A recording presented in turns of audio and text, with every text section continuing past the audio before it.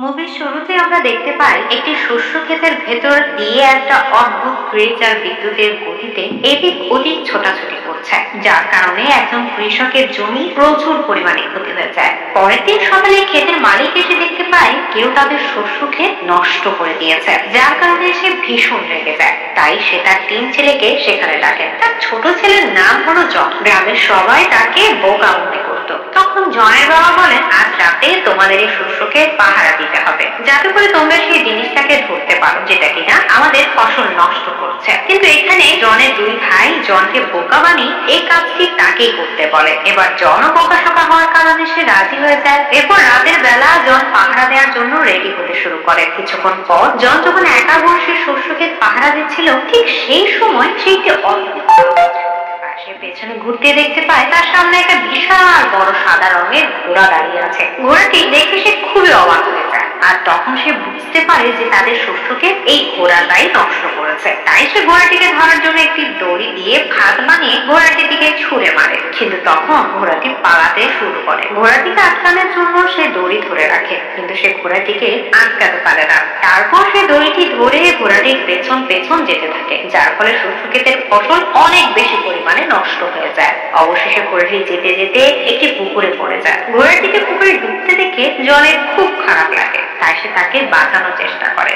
এরপর সে একটি উইন্ড মিলের সাহায্যে ঘোড়াটিকে বাহিরে বের করতে সক্ষম হয়। কিন্তু তখন ঘোড়াটির দুঃসময় চেহারা দেখে জনের খুব মায়া লাগে, তাই সে ঘোড়াটিকে মুক্ত করে দিতে চায়। কিন্তু মুক্ত করার ঘোড়াটিকে একটি প্রমিস করায় যে তুমি আর কখনো আমাদের শস্যকে নষ্ট। জনের খুব মায়া লাগে, তাই সে ঘোড়াটিকে মুক্ত করে দিতে চায়। কিন্তু মুক্ত করার আগে যখন ঘোড়াটিকে একটি প্রমিস করায় যে তুমি আর কখনো আমাদের শস্যকে নষ্ট করবে না। এরপর জন ঘোড়াটিকে ছেড়ে দেওয়ার সাথে সাথে ঘোড়াটি অনেক খুশি হয় এবং সেখান থেকে এক মুহূর্তের মধ্যে অদৃশ্য হয়ে যায়। পরের দিন সকালে জন যখন ঘুম থেকে উঠে তখন সে দেখতে পায় তার আত্মা বলে অনেক সুন্দর 2টি ঘোড়া দাঁড়িয়ে আছে। আর তখনই সে একটি গায়েবী আওয়াজ শুনতে পায়। এই আওয়াজটি তাকে বলে, এই ঘোড়া 2টি তোমার জন্য উপহার। এটি শুনে জন অনেক ভয় পেয়ে যায় এবং সে যখন ঘুরে তাকায় তখন সে সেখানে একটি ছোট্ট সুন্দর কিউট ঘোড়া দেখতে পায়। আর এটা ছিল সেই ঘোড়াটির ছেলে, যেটাকে রাতের বেলা জন বাঁচিয়েছিল। কিন্তু এই ছোট ঘোড়াটি জনের সাথে কথা বলতে পারছিল। সে তাকে বলে, আমার মা তোমার ব্যবহারে খুব খুশি হয়েছে, সেজন্য আমাকে এই 2টা ঘোড়ার সাথে তোমার উপহার করার জন্য পাঠিয়েছে। এই কথা শোনার পর জন খুশি হয়ে ঘোড়া 2টিকে দেখতে থাকে। অন্যদিকে জনের বাবা তার ফসলের অবস্থা দেখে অনেক রেগে যায় এবং সে জনকে খুঁজতে খুঁজতে আস্তাবলের দিকে এগিয়ে আসতে থাকে। তখন সেটা দেখতে পেয়ে জন আস্তাবলের পেছনে দরজা দিয়ে পালাতে চায়, যেটা দেখে ছোট ঘোড়াটি জনকে তার পিঠে উঠতে বলে। জন ঘোড়াটার পিঠে ওঠার পর ঘোড়াটি বিদ্যুতের থেকেও বেশি গতিতে দৌড়াতে শুরু করে এবং অল্প সময়ের মধ্যে তারা অনেক দূরে চলে আসে, যা দেখে জন অনেক অবাক হয়ে যায়। এরপর তার মনে পড়ে সে বাকি 2টো ঘোড়াকে আস্তাবলে ফেলে রেখে এসেছে। তখন এটি শুনে ছোট ঘোড়াটি অনেক জোরে একটা সিটি বাজায় এবং তার সিটি শুনে সাথে সাথে ওই ঘোড়া 2টি তাদের কাছে চলে আসে। তারপর জন ওই বড় 2টি ঘোড়াকে বিক্রি করে দিতে চায়, তাই সে এই ঘোড়া 2টিকে নিয়ে বাজারে চলে আসে। আর তখন সবাই এই ঘোড়া 2টির দিকে তাকিয়ে থাকে। সবাই এই ঘোড়া 2টিকে কিনতে চাইছিল। তখন ছোট ঘোড়াটি জনকে বলে, বেঞ্চের উপর বসে থাকা এই মানুষটির কাছে ঘোড়া 2টিকে বিক্রি করে দাও। কিন্তু জন তাকে বলে ঘোড়া 2টিকে সে রাজার কাছে বিক্রি করবে, যাতে করে সে অনেক বেশি টাকা পাবে। তারপর জন ঘোড়া 2টিকে রাজার কাছে নিয়ে আসে। তখন রাজার মন্ত্রী রাজাকে বলে, ঘোড়া 2টি ছেলের হতেই পারে,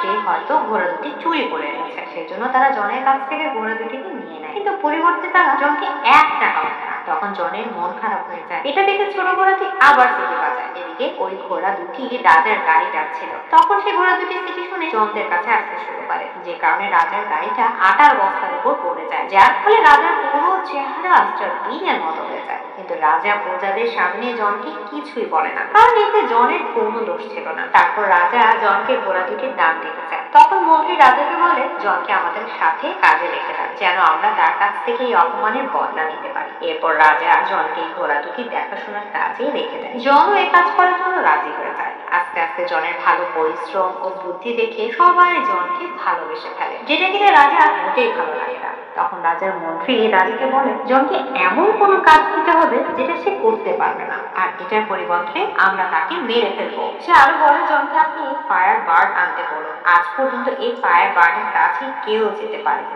আর জন এই ফায়ার বার্ড নিয়ে আসতে পারবে না। আর না আনতে পারার কারণে তখন আমরা তাকে ফাঁসি দিয়ে দিব। মন্ত্রীর বুদ্ধি রাজার খুবই পছন্দ হয়। এরপর রাজা জনকে ফায়ার বার্ড আনতে বলে। জনও ফায়ার বার্ড আনার জন্য রাজি হয়ে যায়। তখন ছোট ঘোড়াটি জনকে বলে, তোমার রাজি হওয়া একদমই উচিত হয়, কারণ ফায়ার বার্ড নিয়ে আসা এতটাও সহজ কাজ নয়। এখন পর্যন্ত যারা এই ফায়ার বার্ডকে খুঁজতে গিয়েছে তারা কেউ আর কোনো দিন ফিরে আসে। যেহেতু জন রাজাকে কথা দিয়ে ফেলেছিল, তাই সে আর পিছু করতে পারবে না। এটা শোনার পর ঘোড়াটি জনকে একটি জঙ্গলের দিকে নিয়ে যেতে থাকে। সেখানে গিয়ে তারা একটি বাদাম গাছের কাছে যায়, আর ঘোড়াটি তাকে বলে ফায়ার বার্ড এই বাদাম খেতে খুব পছন্দ করে। কিন্তু যখনই ফায়ার বার্ড এই বাদামগুলো খায় তখনই সে গভীর ঘুমে চলে যায়, যার ফলে আমরা তাকে খুব সহজেই ধরতে পারবো। তারপর তারা দুজন সেই জায়গা চলে আসে যেখানে ফায়ার বার্ড আছে। সেখানে গিয়ে তারা এই বাদামগুলো মাটির উপর ছড়িয়ে দেয় এবং ফায়ার বার্ড আসার জন্য অপেক্ষা করতে থাকে। কিছুক্ষণ পর সেখানে মাটি চমকাতে শুরু করে এবং বাদামের গন্ধে ফায়ার বার্ড মাটির নিচ থেকে বেরিয়ে আসে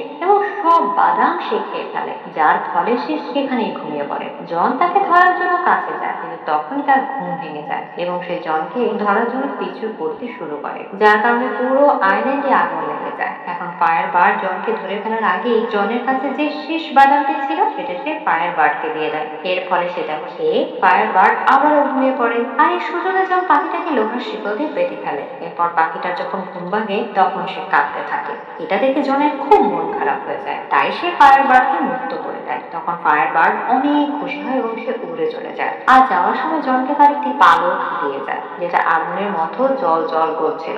এটা দেখার পর ঘোড়াটি তাকে বলে যে রাজা তোমাকে আর ক্ষমা করবে না। জন তখন ঘোড়া থেকে বলে তার বিশ্বাস এই পালক দেখে রাজার বিশ্বাস হবে যে তারা ফায়ার বার্ডটিকে ধরেছিল। এরপর জন রাজার কাছে ফিরে আসে। এখানে শেষে তার সমস্ত কাহিনী সবার সামনে রাজাকে বলতে থাকে, কিন্তু রাজা তার কোনো কথাই বিশ্বাস করে না। তখন জন রাজাকে ফায়ার বার্ডকে পালক দেখায়, কিন্তু সেটা সে সময় আগুনের মতো জলজল করছিল না। সেজন্য রাজা বলে জনকে মৃত্যুর দণ্ড দেওয়া হবে। তারপর জনকে ফাঁসি দেওয়ার জন্য সবাই প্রস্তুত হয়ে যায়। আর তখনই জনকে বাঁচানোর জন্য সেখানে ফায়ার বার্ড চলে আসে। আর সেখানে থাকা লোকজন ফায়ার বার্ডকে দেখে অনেক খুশি হয়ে যায় এবং তারা জনের কথাও বিশ্বাস করে নেয়। তাই রাজা তাকে আর শাস্তি দিতে পারে না এবং সে না চাইলেও জনকে প্রমোশন করতে বাধ্য হয়। আর এই ঘটনাটি রাজাকে আরো বেশি রাগিয়ে তোলে। তাই সে মনে মনে ঠিক করে নেয় যে কোনো উপায় হোক জনকে খুন করতে হবে। তখন রাজার মন্ত্রী রাজাকে আবারও পরামর্শ দিতে থাকে। সে রাজাকে বলে, জনকে এবার আপনি বরফের দেশে রাজকুমারীকে নিয়ে আসতে বলুন। আর সে কোনোভাবে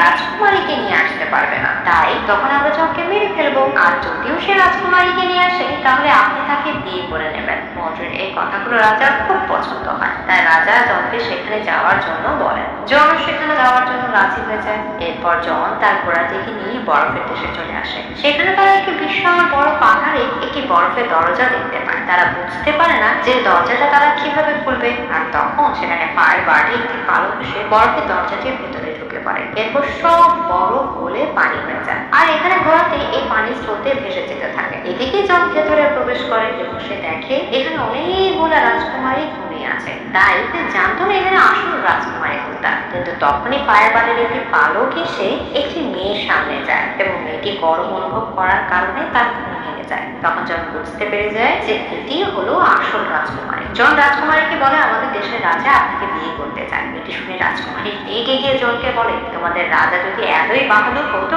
তাহলে সে নিজেই আমাকে নিতে আসতো। এই কথা বলার পর রাজকুমারী পাহাড়ের উপর থেকে নিচে লাফ দেয়। এটা দেখে জন নিজের প্রাণের কথা না ভেবে সে নিজেও লাফ দেয় রাজকুমারীকে বাঁচানোর জন্য। আর তখন পাহাড়ের নিচে বসে থাকা ঘোড়াটি তাদেরকে দেখে ফেলে। আর সে তার দুটি ডানা বের করে এবং মাটিতে পড়ার আগেই তাদেরকে বাঁচিয়ে নেয়। এরপর তাদেরকে জঙ্গলের মধ্যে রাত কাটায়। এখানে ঘোড়াটির কাছে মনে হয় জন হয়তো রাজকুমারীকে পছন্দ করতে শুরু করেছে। তাই সে জনকে বলে, যদি রাজা এই ব্যাপারে জানতে পারে তাহলে তোমার জন্য সমস্যা আরো বেড়ে যাবে। আর সেই সময় রাজকুমারী গোপনে তাদের কথা শুনে ফেলে। আর তার কাছেও মনে হয় যে সেও জনকে পছন্দ করতে শুরু করেছে। পরের দিন সকালে জন রাজকুমারীকে নিয়ে রাজ্যে ফিরে আসে। আর সেখানে থাকা লোকজন সুন্দর এই রাজকুমারীকে দেখে সবাই জনের প্রশংসা করতে শুরু করে। কিন্তু রাজা যখন জনকে জীবিত দেখতে পায় তখন তার রাগ আরো বেড়ে যায়, কারণ সে এবারও জনকে মারতে পারবে না। এরপর আমরা দেখতে পাই রাজা রাজকুমারীকে বলছে আমি তোমাকে বিয়ে করতে চাই। তখন রাজকুমারী রাজাকে বলে আমি ততক্ষণ পর্যন্ত বিয়ে করবো না যতক্ষণ পর্যন্ত আমার দাদিমার হারিয়ে যাওয়া আংটি খুঁজে পাওয়া যায়। সে আংটিটি একটি সমুদ্রে হারিয়ে গিয়েছিল।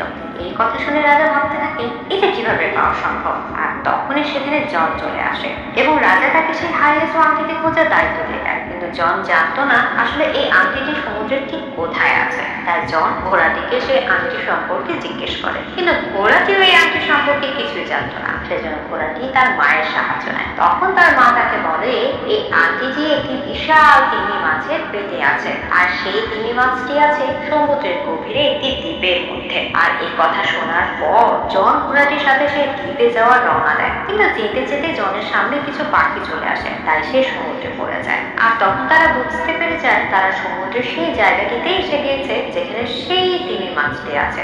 জন তখন জলের নিচে অনেকগুলো মোটা মোটা শিকল দিয়ে সেই বিশাল তিমি মাছটিকে আটকে থাকতে দেখে, যার ফলে তিমি মাছটি এক বিশাল আইল্যান্ডে পরিণত হয়েছে। এরপর জন তিমি মাছের কাছে জানতে চায় তোমাকে কে এভাবে আটকে রেখেছে।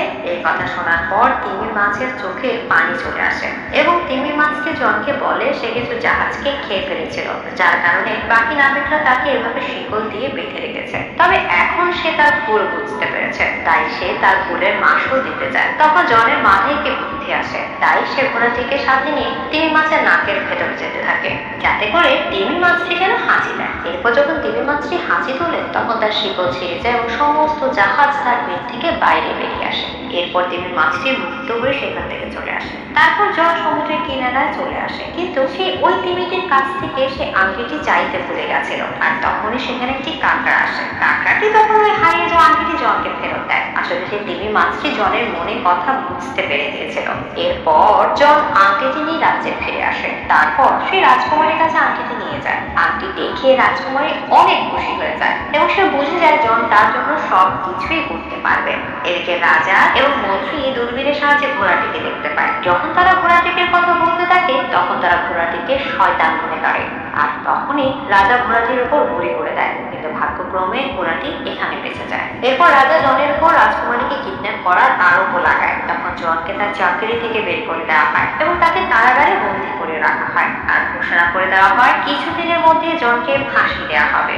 এই কথা শুনে রাজকুমারী প্ল্যান বানায় এবং সে রাজাকে বলে আমাকে বিয়ে করতে হলে তোমাকে আলাদা আলাদা তিনটি পাত্রে গোসল করতে হবে, যেখানে প্রথম পাত্রে ফুটন্ত গরম পানি থাকবে, আর দ্বিতীয় পাত্রে বরফের মতো ঠান্ডা পানি থাকবে এবং তৃতীয় পাত্রে ফুটন্ত দুধ থাকবে। আর এই তিনটি পাত্রে গোসল করতে পারলে সে আবার যুবকে পরিণত হয়ে যাবে। কিন্তু রাজার কাছে এসব কথা অবিশ্বাস্য মনে হচ্ছিল। আর তখন সেখানে রাজার মন্ত্রী এসে রাজাকে বলে যে এই সব কিছু আগে জনের উপর পরীক্ষা করা হোক। এদিকে এটি শুনে রাজকুমারী তাড়াতাড়ি করে ঘোড়াটির কাছে যায় এবং সমস্ত কথা ঘোড়াটিকে খুলে বলে। আর সে আরো বলে এখন জনকে বাঁচাতে হলে ফুটন্ত গরম পানিতে আমার দাদিমার আংটি দিয়ে দিতে হবে, আর দ্বিতীয় পানিতে যেতে বরফের মতো ঠান্ডা পানি থাকবে সেতে ফায়ার বার্ডের পালক দিয়ে দিতে হবে, আর দ্বিতীয়টিতে বেতের ফ্লাওয়ার দিয়ে দিতে হবে। কিন্তু প্রথম দুটি জিনিস সম্পর্কে তারা জানলেও তৃতীয় ফুলটি সম্পর্কে ঘোড়াটি কিছুই জানতো না। তাই ঘোড়াটি ওই ফুলের সম্বন্ধে তাকে জিজ্ঞেস করে। আর রাজকুমারী তখন বলে দেয় যে এই ফুল দুনিয়ার শেষ প্রান্তে রয়েছে। তারপর ঘোড়াটি এই ফুলটি আনার জন্য বিদ্যুতের গতিতে দুনিয়ার শেষ প্রান্তে চলে যায়, আর সেখানে সে বেতের ফুল পেয়ে যায়। কিন্তু ঘোড়াটি জানতে পারে এই ফুল যে তুলবে সেই মারা যাবে। তাই ঘোড়াটি নিজের জীবন পরোয়া না করে তার বন্ধুকে বাঁচানোর জন্য সে ফুলটি তুলে ফেলে।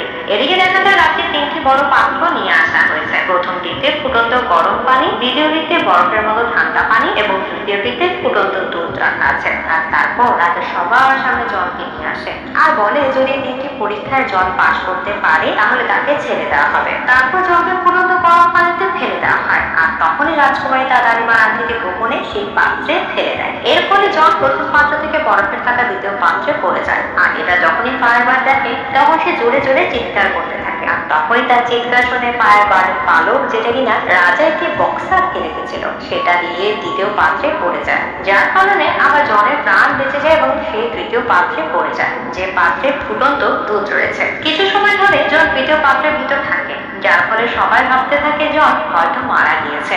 সব প্রজাদের খুব মন খারাপ হয়ে যায়, কারণ তারা সবাই জনকে খুব ভালোবাসতো। আর তখনই সেখানে সেই ঘোড়াটি চলে আসে আর বেতের সেই ফুল থেকে তৃতীয় পাত্রে ফেলে দেয়। এরপর জন ফুটন্ত দুধ থেকে একজন রাজকুমার রাজকুমারের সাথে বাইরে বেরিয়ে আসে, যা দেখে সব প্রজারা খুব খুশি হয়ে যায়। এটি দেখে রাজা প্রথম পাত্রে লাফ দেয়, আর কিছু সময়ের মধ্যে সে একটি বাবলের ভেতরে বন্দি হয়ে উপরে উঠে আসে, আর সেটা রাজাকে নিয়ে ওখান থেকে চলে যাচ্ছিল, যা থেকে সব প্রজারা হাসতে শুরু করে, কারণ এই রাজাকে তারা কেউ খুব একটা পছন্দ করতো না। এরপর সবাই জনকে এখানকার রাজা বলে মেনে নেয়। তারপর জনও রাজকুমারীকে বিয়ে করে নেয়। এদিকে ঘোড়াটিকে দেখানো হয় সে ভাবতে থাকে সে হয়তো আর বাঁচবে না, কিন্তু তখন রাজকুমারী তাকে বলে তুমি মারা যাবে না, এটা একটি পরীক্ষা ছিল যাতে তুমি পাশ করে ফেলেছ। আর এখানে এই মুভিটি শেষ হয়ে যায়। তো বন্ধুরা, মুভিটি কেমন লাগলো অবশ্যই কমেন্ট করে জানাবেন এবং চ্যানেলটি সাবস্ক্রাইব করতে ভুলবেন না। তো আবার দেখা হবে নতুন ভিডিওর সাথে, নতুন কোনো গল্পের সাথে।